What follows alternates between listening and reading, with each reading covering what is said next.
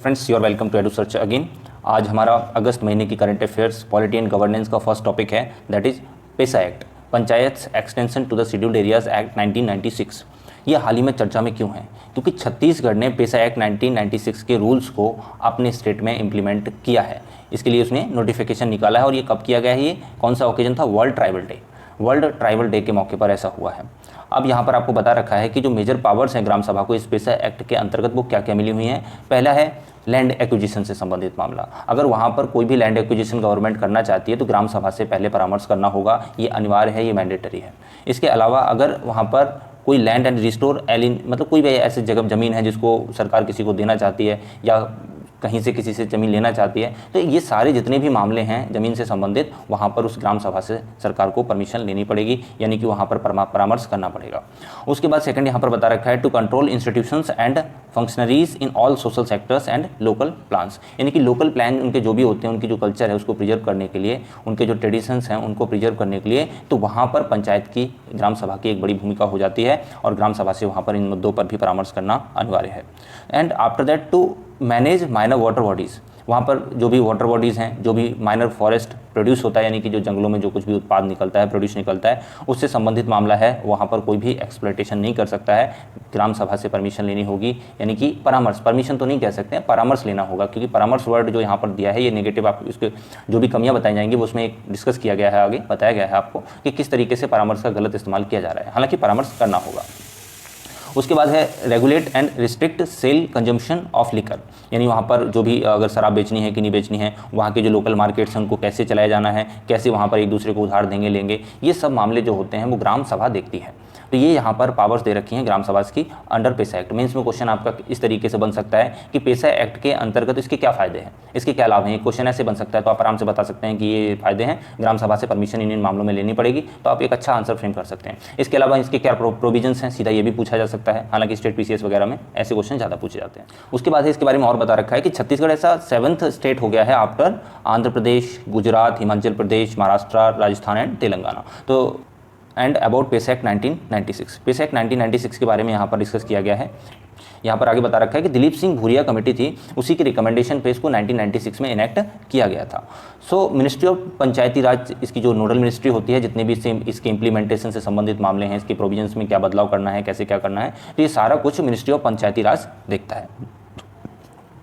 पेसा act के बारे में कहा जाता है कि ये जो एक्ट है ये constitution with in the constitution है, यानी कि हमारा जो इंडियन कॉन्स्टिट्यूशन है उस कॉन्स्टिट्यूशन के भीतर का जो कॉन्स्टिट्यूशन है इसे वो बोला जाता है। अब क्वेश्चन ये बनता है ऐसा क्यों?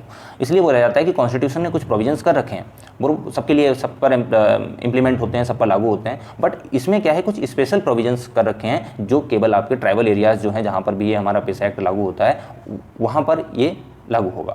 तो ये क्या है कि कॉन्स्टिट्यूशन के अंदर कॉन्स्टिट्यूशन है, इसलिए इसको ऐसा बोला जाता है। सो ये जो सब बातें हैं पंचायत से संबंधित, ये कहाँ पर हैं? तो हमारे कॉन्स्टिट्यूशन का जो आपने सुना होगा कि पार्ट 9 में आर्टिकल 244(1) में ये सब पूरा डिस्कस किया गया है। इसी तरीके से जो भी हमारी अनुसूचियाँ होती हैं, शेड्यूल होती हैं, उनमें भी शेड्यूल 5 में इसके बारे में डिस्कस किया गया है। और यहाँ पर 10 स्टेट्स हैं, जैसे आंध्र प्रदेश, छत्तीसगढ़, गुजरात, हिमाचल प्रदेश, झारखंड, मध्य प्रदेश, महाराष्ट्र, उड़ीसा, राजस्थान एंड तेलंगाना। 5वीं सूची में जो भी नाम दे रखे हैं 10 स्टेट्स के दे रखे हैं कि इनमें किस तरीके से पेसा एक्ट काम करेगा, यानी कि पंचायत का कानून काम करेगा। आफ्टर दैट अब भाई इसके जो पंचायत से संबंधित मामला है उस पर सेंट्रल गवर्नमेंट तो कानून बनाती नहीं है। सेंट्रल गवर्नमेंट या केंद्र सरकार है, तो केंद्र सरकार क्या कर सकती है कि एक मॉडल एक्ट लेके आ जाएगी। भाई हम मॉडल एक्ट लेके आ गए, उसके हिसाब से अब स्टेट गवर्नमेंट्स अपने हिसाब से कानून बनाएंगे, क्योंकि जो पंचायत है वो राज्य सूची के अंतर्गत आता है, इसलिए वो मॉडल एक्ट लेके आया था। अब देखते हैं कि सिग्निफिकेंस पेसा के क्या है, क्या महत्व क्या है। पहला है प्रोटेक्ट इकोसिस्टम, यानी कि जहाँ पर भी ट्राइबल कम्युनिटीज़ रह रही हैं उनका प्रकृति के साथ एक अनोखा और एक अलग जुड़ाव होता है। अगर वो जुड़ाव टूटता है किसी भी तरीके से तो वो सही नहीं है, वो हमारे इकोसिस्टम के लिए भी सही नहीं है। तो वो कहीं ना कहीं अगर पेसा एक्ट लागू होता है और उनको ऑटोनॉमी मिलती है, स्वायत्तता मिलती है ट्राइबल एरियाज़ में, तो वो इस तरीके से इंप्लीमेंट होगा, इस तरीके से वो काम करेंगे कि इकोसिस्टम हमारा बचा या जा सके। अब सेकंड है, इससे ग्राम सभा जो हैं वो एम्पावर होंगी, है ना, और उनका डेवलपमेंटल जो भी प्लान्स हैं वो उनको अच्छे से इंप्लीमेंट कर पाएंगे। इसके अलावा जो भी उनके ट्राइबल पीपल हैं उनकी जो ग्रीवांसेस होते हैं, जो समस्याएं होती हैं वो भी कम होंगी। And after that safeguard tribal culture and rights, जो अभी हमने देखा उनकी जो कल्चर होती है उसको वो बचा के रख पाएंगे। बाहर से कोई आउटर पर्सन जाके वहाँ पर इंटरफेरेंस नहीं करेगा, जब इंटरफेयर नहीं करेगा तो उनकी कल्चर प्रिजर्व हो सकेगी। और इसके अलावा उनके जो अधिकार हैं उनको भी इसमें ध्यान में रखा गया है।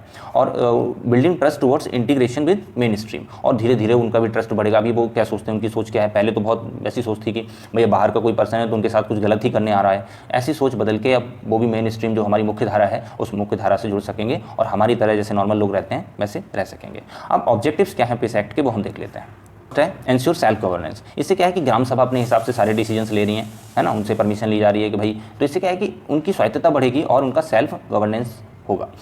And second is what, that is management of natural resources, यानी कि जो भी प्राकृतिक संसाधन है वहाँ पर जो भी माइनर प्रोड्यूस होते हैं वो उनको खुद से अगर कंट्रोल करेंगे, उनको कैसे मार्केट में ले जाना है, कैसे बेचना है और उनकी जो आजीविका है अच्छे से चल सकेगी, तो ये भी एक पॉइंट है। And after that recognises the right of tribal communities and protect tribal people from money landers, यानी कि जो मनी लैंडर्स है वहाँ पे गए भाई, उन्होंने अब जरूरत है भाई, जरूरत में तो पैसा लेना पड़ता है, तो किसी से पैसा ले लिया, अब उसने बोला कि भाई इस पर 200%, 50%, 30% ऐसे ब्याज लेगा, उसके बाद फिर उनकी जो ज़मीन होती है, प्रोड्यूस होता है, वो सारा कुछ वो रख लेते हैं। तो ये उन लोगों से ऐसे जो लोग होते हैं इनसे बचाने के लिए भी ये काम करता है कि क्योंकि वो ग्राम सभा खुद डिसाइड करेगी ना कैसे उसको क्या करना है। And after that land alienation की अगर बात होती है, ज़मीन के हस्तांतरण की बात होती है कि एक पर्सन है दूसरे को देनी है, तो वहाँ पर भी ग्राम सभा की परमिशन लेनी पड़ेगी। और जो हमारा माइनर फॉरेस्ट प्रोड्यूस होता है उससे संबंधित, कहने का मतलब यही है ओवरऑल अगर देखा जाए तो ग्राम सभा को अगर पावर दी जा रही है तो वहाँ के कल्चर ट्रेडिशंस जो भी हैं वो प्रिजर्व रह सकेंगे और उनकी जो आजीविका है अपने हिसाब से वो चला सके। चैलेंजेस क्या हैं इंप्लीमेंटेशन में इसके, तो पहला है लैक ऑफ अवेयरनेस। अब भाई आपने पेसा एक्ट तो लागू कर दिया 1996 वाला, बट लोगों को पता ही नहीं है, ट्राइबल कम्युनिटीज़ को पता ही नहीं है एक्ट क्या है, उनके पास क्या उनके राइट्स हैं, वो किस तरीके से काम करेगा, कुछ जब पता नहीं है तो फिर क्या फ़ायदा क्या है इस कानून का। तो पहले अवेयरनेस को फैलाना बहुत ज़रूरी है, तो लैक ऑफ अवेयरनेस एक ये प्रॉब्लम है। दूसरा है लिमिटेड ऑटोनॉमी। ऑटोनॉमी भाई बोल तो दिया गया है कि ग्राम सभा ही परमिशन देगी हर मामले में, बट होता ऐसा नहीं है, उनको पता ही नहीं है कि भाई कैसे करना है, क्या करना है। और वहाँ पर जो हमारा नॉर्मल सिस्टम होता है, नॉर्मल सिस्टम का मतलब जो हमारा एडमिनिस्ट्रेशन प्रशासन है जिस तरीके से काम करता है, तो ज़्यादातर तो वही डिसीजंस लेता है, ग्राम सभा डिसीजंस नहीं लेती हैं, तो एक ये प्रॉब्लम है। उसके बाद limit violation of provisions under पेशा, तो ये भी देखा गया है कि कई मामले में वायोलेशन होता हुआ। एग्जाम्पल यहाँ पर बता रखा है कि कोरबा डिस्ट्रिक्ट ऑफ छत्तीसगढ़ है, तो कोरबा में एक आपका कोल बियरिंग एक्ट ऑफ 57 के अंतर्गत क्या किया गया कि वहाँ की जो माइंस हैं उनको एक्वायर कर लिया गया, बट वो पेसा एक्ट के स्प्रिट जो है, यानी कि वहाँ की ग्राम सभा से जो परमिशन लेनी चाहिए थी, जिस तरीके से वहाँ के लोग विरोध कर रहे थे कोरबा के, उसको बिल्कुल भी ध्यान में नहीं रखा गया और उसको एक्वायर कर लिया गया। तो ये कहीं ना कहीं बताता है कि ये जो इसकी आत्मा है इस पेसा एक्ट की, उसका कहीं ना कहीं वायलेशन हुआ है। एंड आफ्टर दैट इम्प्लीमेंटेशन की बात होती है, तो इम्प्लीमेंटेशन भी इसका बहुत ज़्यादा अच्छा देखने को नहीं मिल रहा है। So there exist gaps in adoption of PESA and its implementation in letter and spirit, यानी कि अडोप्ट तो कर लिया जाता है, अभी भाई छत्तीसगढ़ ने अडोप्ट कर लिया, किसी और स्टेट, इससे पहले 6 स्टेट हैं उन्होंने भी अडोप्ट किया, बट अडोप्शन से थोड़ी ना अकेला हो जाता है, उसको इम्प्लीमेंट भी तो देखना होगा किस तरीके से आप उसको इंप्लीमेंट कर रहे हो, तो इंप्लीमेंटेशन में भी प्रॉब्लम आती है। So for instance laws not formulated by the respective state governments, तो despite having a 26% adivasi population, और देखो भाई झारखंड में क्या है, आदिवासी पॉपुलेशन 26% है, उसके बाद भी वहाँ पर लागू नहीं हुआ है ना, बट वहाँ पर वो इंप्लीमेंट होना चाहिए था, तो ये भी एक प्रॉब्लम देखने को आती है। एंड आफ्टर दैट एक्सपर्टीज़, अब जो भाई ट्राइबल ग्राम सभाज होती हैं उनके पास कहाँ से एक्सपर्टीज़ है, तो कहीं ना कहीं एक्सपर्टीज़ की कमी है, और जो एक्सपर्ट्स होते हैं वो कमिटीज़ में जाएं, वहाँ पर सभा में जाएं और उनको अच्छे से अवेयर करवाएं, उनको जानकारी दें किस तरीके से फंक्शन करना है, काम करना है, तो वो सब उनको अगर जानकारी होगी तो ये भी बहुत ज़रूरी है। एंड इनएडिक्वेट एंड इंस्टीट्यूशनल मैकेनिज्म, अब भाई वहाँ पर आपने ग्राम सभा बना दी, पंचायत बना दी, सब बना दी ना, तो वहाँ पर इंटरनेट है, इलेक्ट्रिसिटी सही से नहीं है, वाटर अवेलेबल नहीं है, जो भी ऑफिस वर्क होता है उसके लिए जो भी चाहिए होता है वो वहाँ पर प्रॉपरली अवेलेबल नहीं है, तो ग्राम पंचायत ग्राम सभा में आप जाएंगे तो आपको देखने को मिलेगा टाइम टू टाइम जो इनकी मीटिंग होनी चाहिए वो होती नहीं है। तो ये सब प्रॉब्लम्स हैं जो एक चैलेंज है हमारे सामने, ये केवल पेसा एक्ट वाले के नहीं, जितने भी पंचायत हैं हमारे इंडिया में सबके सामने ये समस्याएं हैं।